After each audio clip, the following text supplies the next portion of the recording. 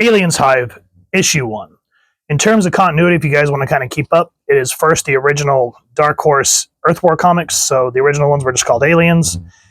And then I can't remember what the second part was called, but the novelization is Nightmare Asylum. And then in comics, I believe the next 4 issues was called Earth War. The novelization is called The Female Wars.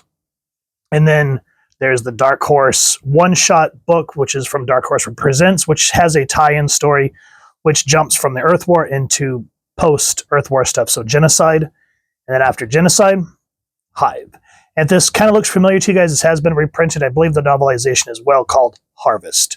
And this cover, Kelley Jones, one of my favorite artists. Anytime that I know that they're on Batman, I know I'm in for some awesome artwork. And that's what we get here with this beautiful cover. So, working on this book is art by Kelley Jones, story by Jerry Prosser, letters by Clem Robins, colors by Les Dorscheid, I believe is how you pronounce that. The print date was February 1992. And right off the bat, guys, traditional artwork styles. God, I miss this. She was used to the dark. It held no surprises. Ripples of darkness pushed against her. Invisible stones dropped into a pool of ink. She wasn't alone. Silence, companion to darkness, was not her friend. She felt around her the emptiness of the vacuum, the grave. She found herself whispering to fill the silence. Where are you? Where are you? She could neither see nor hear it, but she could feel its presence. Right off the bat, with what? 1, 2, 3, 4, 5, 6, 7 third-person narration boxes, 1 dialogue, and beautiful artwork, letting that drive this feeling of dread and eeriness. Because we don't know what's happening to this character. We don't know who she is. We don't know where she's at. All we know is that she's in darkness with a flashlight, and that's it. And then, right off the bat, and yes, the Xenomorph does look different. Now she cursed both light and sound. The eyeless face cared nothing for such specialized perceptions. It used the old senses, vibration, electricity, fear. Shit! Love it. You don't have me yet. Not yet. And we're like, wait a minute, what? And then all of a sudden we realize that this isn't a regular Xenomorph. So don't want to spoil too much, guys. So if you don't want to be spoiled, things are going to abound in this book. We hear Priority 1 code Miradon. Cancel predation functions. Return to standard program. You've done quite well, Julian. That's a good 15 seconds longer than yesterday. Sometime soon, given enough practice, you might be able to last over 3 minutes. And then all of a sudden we see a dog drop a ball at the foot of this Xenomorph. Picks it up and tosses it for the dog. And then all of a sudden, report to the lab at 15:30. I want to download and review. And keep Matt quiet. The group's still in hypersleep. Yes, Dr. Mayakovsky. So right there, in a few dialogue pages and some eeriness, we learned that the girl's name is Julian. Yes. Dr. Mayakovsky. But we still don't quite know what the hell this is or what its name is. All we're thinking is, what is he doing with the Xenomorph and the crew in hypersleep? What's going on? Jesus, Stan, he keeps getting better. It's all I can do to stay ahead of him anymore. XL1 does seem to have all the characteristics we're looking for. What will 10,000 of him be like? I don't think they'll be playing fetch. They can be playing Jai Alley for all I care, just as long as we don't get close to any. Your plan's a good one. We'll get what we've come for. I don't have much choice. I think I'll go back to my cabin and rest. Take it easy, Stan. There'll be more of it there than you can imagine. Enough to last forever. So in this book, if we go back to Genocide, there's a lot of like that Marine James Cameron style of that book. This one's a little more, I will say, artsy-fartsy. There's a lot of quiet moments that brave to kind of give you this sensation. It's like, did you enjoy the show, Ari? So little left, so little time. And then we get this creepy shot of him drinking something. The memories begin with a warm tingle at the back of his neck. The warmth spreads quickly through both his body and psyche. He flips through his memories like the pages of a well-worn book until he finds what he's looking for. As time turns blue. And then we get some backstory finally. Dr. Mayakovsky, I'm sorry the cancer is advancing. How much longer? Not long, but there is something. And while all this is happening, I love the use of like visual telling how in our dreams and our memories, how it seems to drag on, but in reality, we see the flask begin to fall to the ground. I'm sure you know what this is. It's no cure, but it should relieve the symptoms. The effect of the unprocessed jelly varies widely between individuals, but it might be what you're looking for.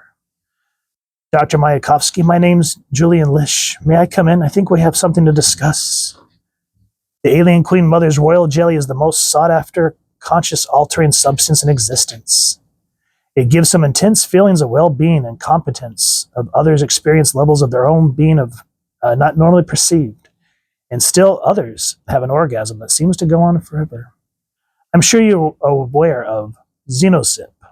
You need this, the raw stuff. So right there, we are in a new chapter of post-Earth War Earth. And we see Xenozip being tossed around. And we come to find out that Xenozip is illegal at this point. Because if you remember what happened in Genocide, how the processed stuff, not the raw royal jelly stuff, but the unprocessed stuff, how it would cause people to go into this kind of rage. And so essentially what Julian and Stan want to do is they want to do a heist. She goes, how do you know all about me? I like to know everything about my partners. I know you don't like these people, the ones you're forced to deal with. I know you're running out of money and time. He touches on each frozen moment with her and holds it, the sublime perfection of memory. The best place to get honey is from bees. And then we see that alien, and we're like, wait a minute, we're still not getting answers here. Your book gave me the idea. If an artificial ant can go into an ant hive and do the things your little friend did, we see it's called cyber antics. Why can't an artificial alien penetrate their society? So we come to find out that this alien is an android. And as the Xenozip takes him, we finally see the flask shatter as we're reading the memories. That is great page setup, my friends. That is how you storytell.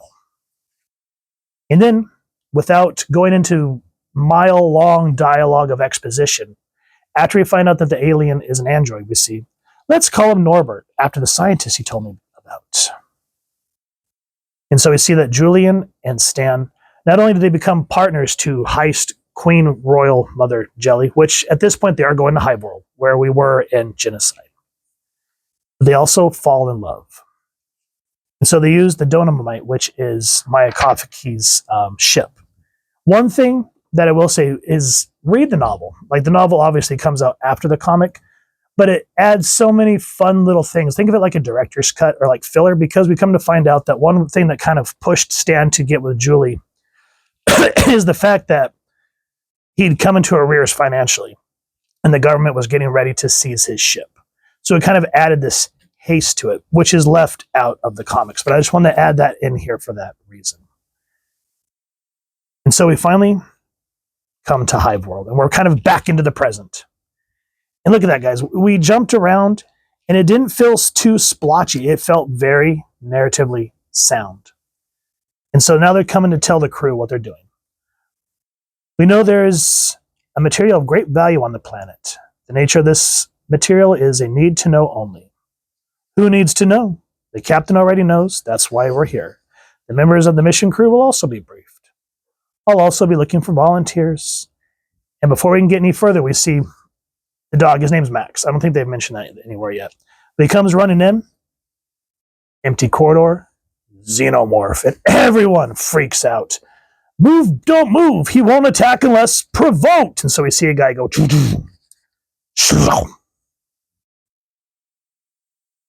So we come to find out that Norbert will attack if provoked. And it takes Stan to do priority override, code Miradon, which we saw at the beginning of the comic. But it already had killed one of the crew. And we come to find out that this, because these are thieves, they're not exactly the most on the level characters like Alex in Genocide was. And while all this is happening, we finally see that they're going to heading down to the planet. Profile looks nominal, Gil. Establishing braking sequence. So on their way down, they also have another android named Gil. And he gets to be a really interesting character as we find out a little surprise that Mayakovsky has added to this character. Your system shows the weather is worse than we anticipated. Compensate braking to accommodate. You're almost in position. Don't take too long making us all rich. As the ship lands on this hostile planet, we see this like coral reef type looking thing. And then we see the ominous real Xenomorph, seeing that he now has new prey. And this is what I mean by this book has more quiet moments. Because you remember when we finally get to the Hive world in Genocide, as they're landing, the Reds and the Black are attacking. And as the ship's landing, it looks like an ancient Roman battles going on below them. And everyone's just like, oh my God, what is happening? But here, because the Reds were finally wiped out in the last book, things seem to be a little bit quieter. Or are they? So guys, that is Alien Hive's issue 1 of 4. This is definitely a different route, and I'm here for it. If you guys have enjoyed what you've seen, please first and foremost support your local comic shop or wherever it is like to get your action figures and comics, and pick up this series individually or the collected trade or the novelization. And if you want to I have not had enough coffee today, can you not tell? And if you enjoy what I do and you want to support the channel, I've left a PayPal link in the description. And if not, I still appreciate you watching this video. Either way, thank you so much for stopping by. Hope you all continue to have an absolutely amazing day reading, and happy hunting, everyone.